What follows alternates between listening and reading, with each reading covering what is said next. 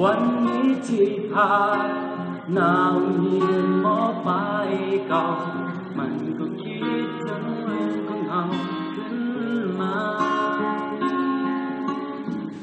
จงเรื่องมันแสนนานผ่านกาลเวลาแต่คิดขึ้นมาเมื่อได้แล้วใจ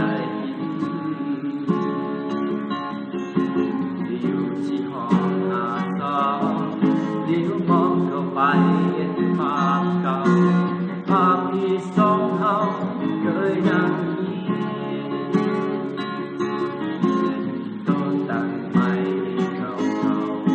ที่เขาเคยใส่นั่งกิน